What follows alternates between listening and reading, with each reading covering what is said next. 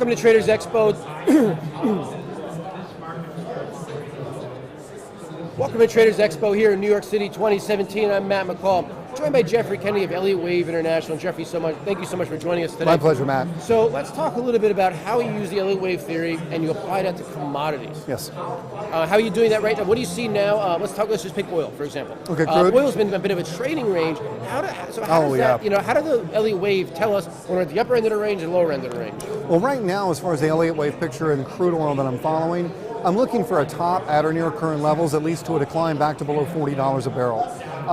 Crude oil, honestly, has been very frustrating to work with as a technician because really the market's been moving sideways for like 2-3 months now, stuck between 55 and 50. But this is very nice chart resistance, and considering the larger operative pattern I see, I think moving forward, the best bet is for it to sell off to below 40.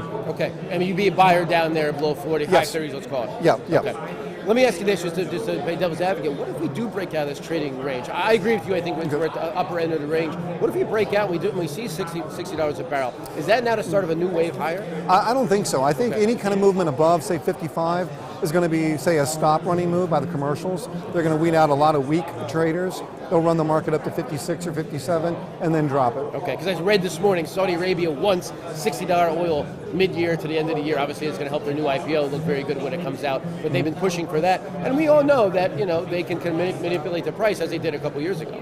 Well, I could be wrong, but from what I see right now, looking for a top either at current levels, moderately higher, around 57, for the next significant move I see, because we have not been able to get through this 55, 50 area. That's very stiff resistance. I think the move's going to be to the downside. But I think also, too, a consideration is going to be what happens with the dollar index. One scenario says the dollar's already topped, and the next move's down to, say, 96, 94. I just don't have enough price evidence as of yet to really say the top's in place. That being the case, if you still believe the larger trend in the dollar index is still up, then we'll most likely go to 106, 107, and then at that point, I will be looking for an intermediate term to long-term tradable top in the dollar. Okay, so let's just jump from the dollar right into gold because there's a bit of a relationship there. Okay. What's your view on gold right here, Jeffrey? I didn't want that question. Oh, sorry. No, that's okay.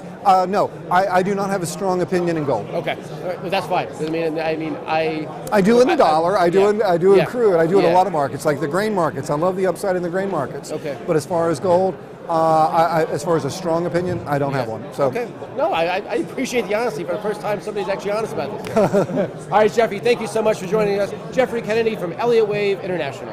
Excellent. Excellent. Thank you so much, Jeffrey.